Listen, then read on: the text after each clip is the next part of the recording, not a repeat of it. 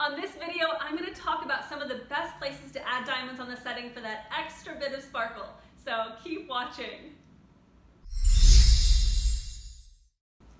Hi, this is Vanessa from Vanessa Nicole, where I create custom diamond rings for clients all over the world. And today I'm going to talk about a 3.39 karat radiant cut diamond that I'm about to set into this beautiful custom setting. And on this video, I want to talk about all the different places on the ring that you can actually add hidden pops of sparkle, so that way every time you tilt the ring and angle it, you're going to see diamonds from every angle. So the first place that you can add diamonds is on a double-edged halo. So this particular ring, if I show you here, now keep in mind that the prongs are not set yet. I'm about to set this diamond into this setting, so the prongs are still sticking up. And don't mind my fingers here, I'm about to set the diamond, so manicures never really last for me since I'm a diamond setter by trade. So on this particular setting, we have a double-edged halo, which means there are diamonds on the top of the halo and diamonds on the side of the halo. And so that way, whenever you tilt the ring one way or the other, you're gonna see this extra pop of sparkle on the outside of the halo. So it's a great thing if you're able to incorporate it into the budget. It's just a really beautiful extra touch. Another place that you could add diamonds is underneath the setting here. There are 4 bars. Some people might call them stems, other people might call them bars, but it's the same thing. So these bars underneath the halo that is kind of structurally supporting it, though you can add diamonds to those bars.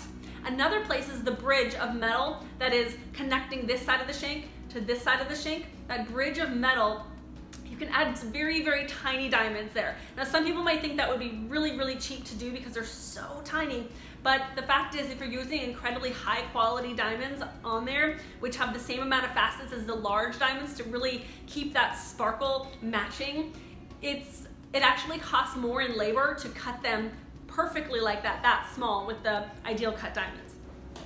So there is this added cost, of course, whenever you're doing a custom ring and adding diamonds everywhere, but I mean, I've seen the prices of mass manufactured rings be the same price as custom rings, so please don't confuse price as far as one being better just because the price is a little bit higher. You really want to make sure that you're working with some place that is providing really high quality materials, and that the ring is not going to be hollow, and that the diamonds are not going to be just little chips. You want to make sure that they're full cut, beautiful diamonds.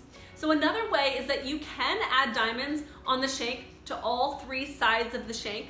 Now, it just depends what type of look you're going for. This particular ring has diamonds just down the top of the shank and not on the sides. So you can see that beautiful buttery platinum finish here. It's just been polished to be comfort fit. So all those edges are just beautiful.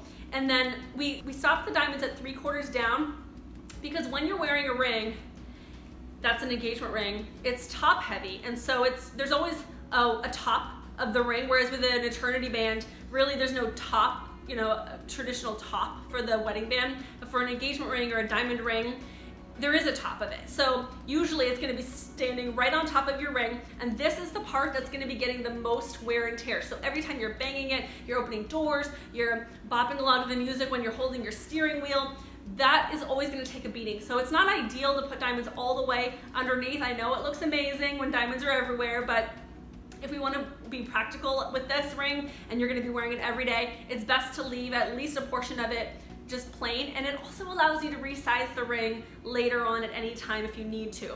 So when it turns side to side, which it will because it's top heavy, if you don't want to see any plain metal there, instead of having the diamond stop halfway, have the diamond stop 3/4 down the shank, because that will allow you to only see diamond when it tilts just a little bit from side to side.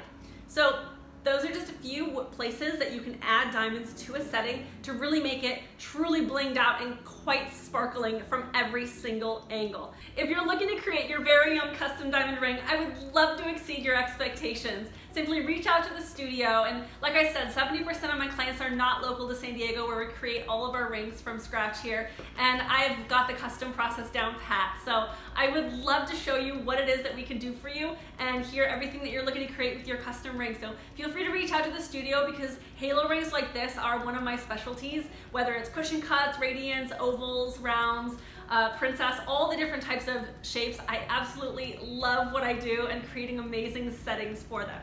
So feel free to reach out to the studio, and I'll talk to you soon. Take care. Bye-bye.